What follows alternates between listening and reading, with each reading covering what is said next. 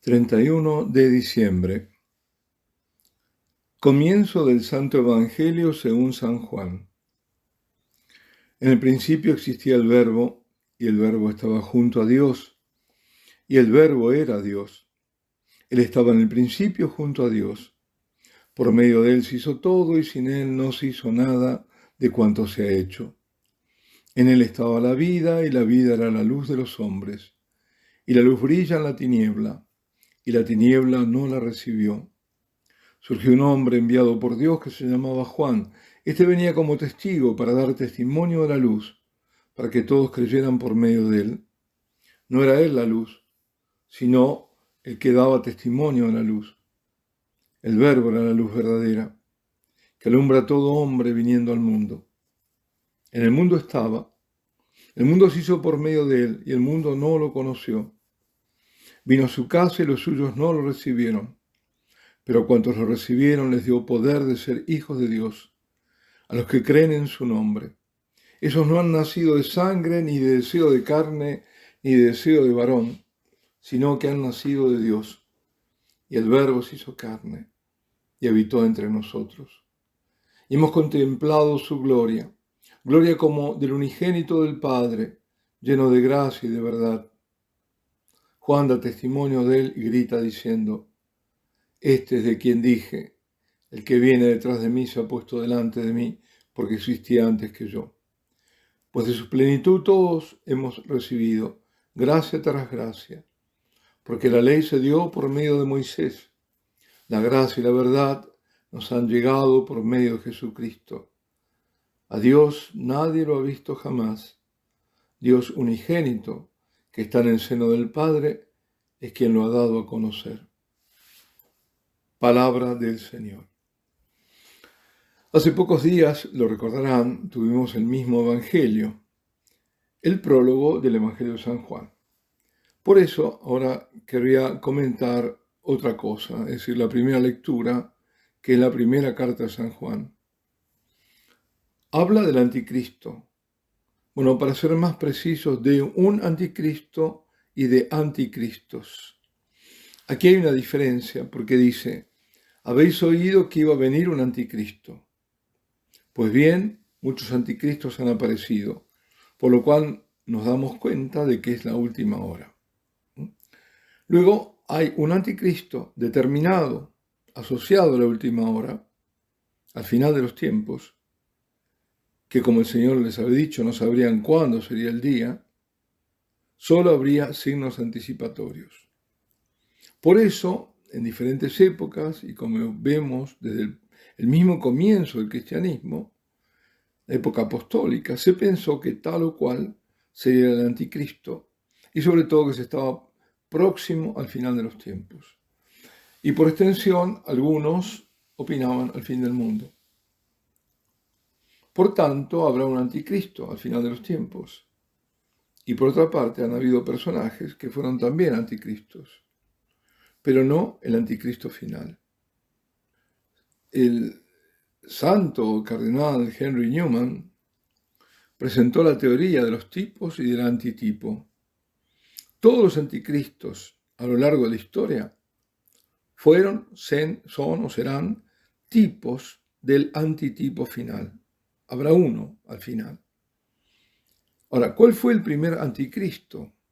Esta es una opinión personal. Yo opino que Judas.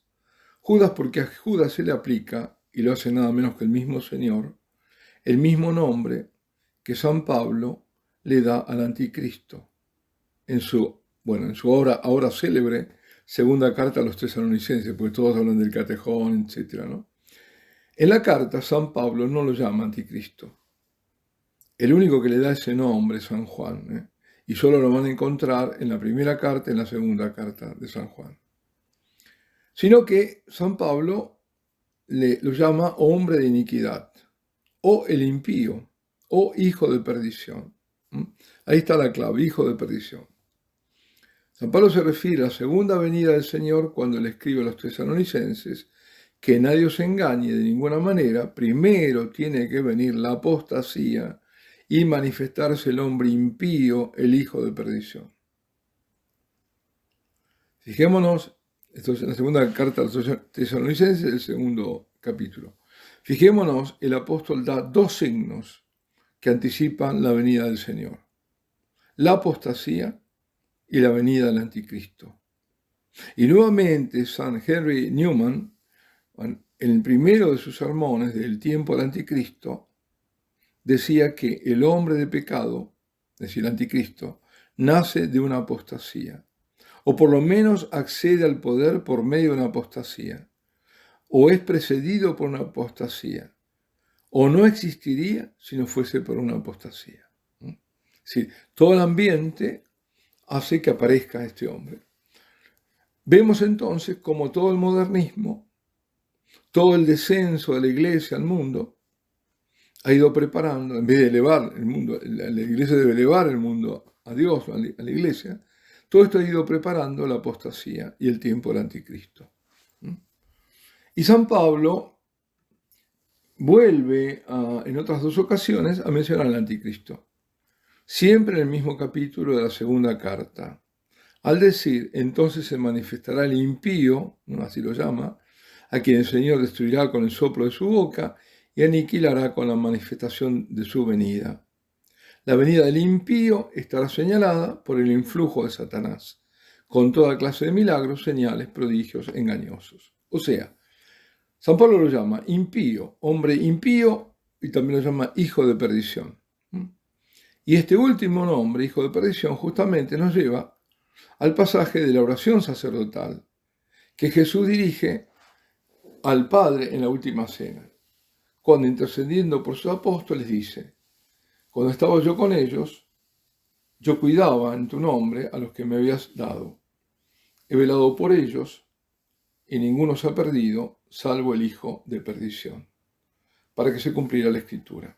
Por eso digo, llamando San Pablo al anticristo como llama Jesús a Judas, es posible pensar que el primer tipo del anticristo haya sido Judas.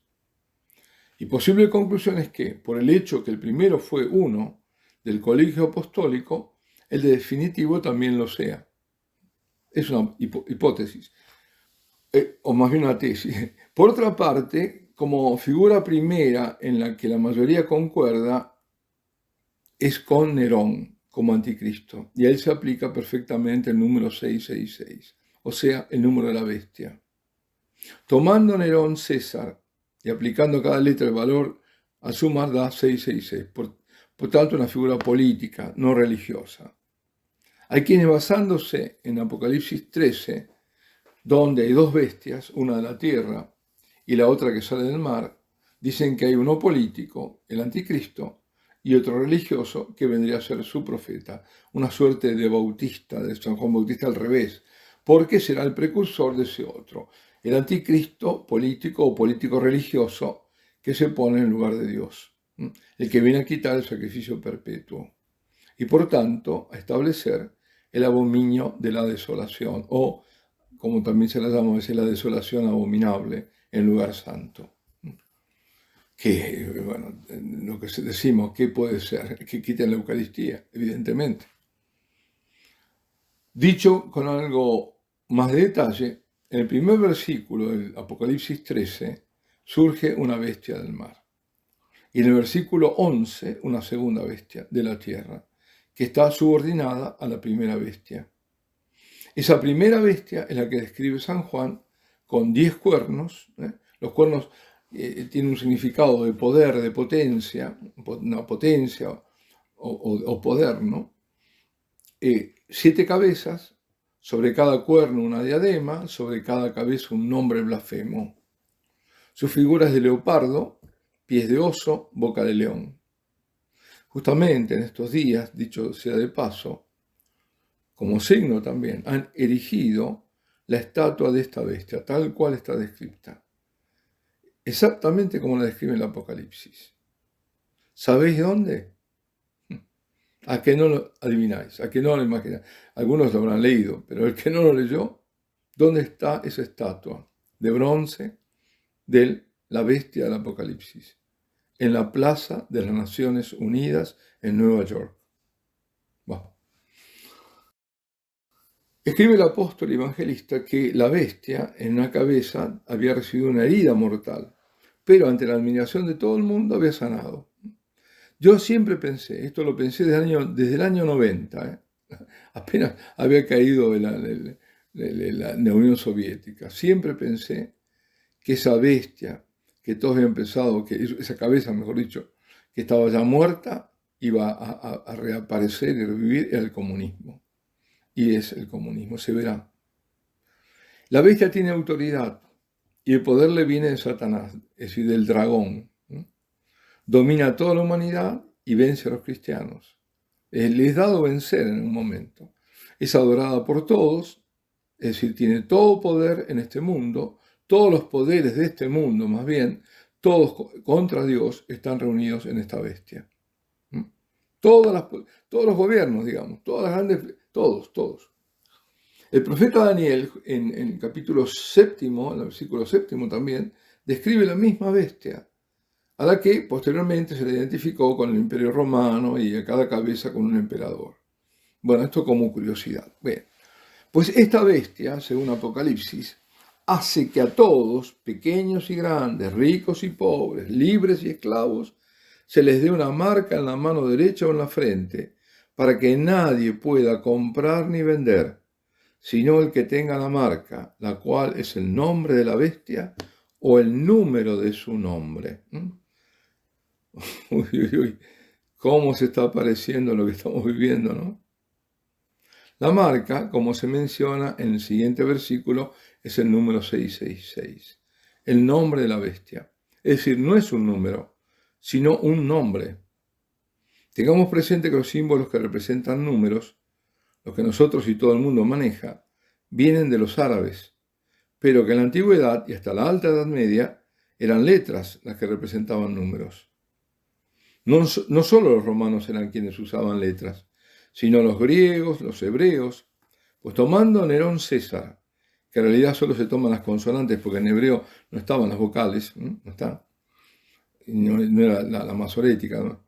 Y dando a cada letra hebrea el valor que le corresponde, la suma da 666. Mucho se ha especulado sobre el anticristo y mucho se escribió. Entre las varias obras sobre este tema están las de Benson, El amo del mundo, o a veces se traduce como El señor del mundo, escrito en 1907. Benson es todo un caso, bueno, ¿por qué? Porque era hijo nada menos que del arzobispo de Canterbury, y él mismo ordenó sacerdote anglicano y pasó después a ser sacerdote católico.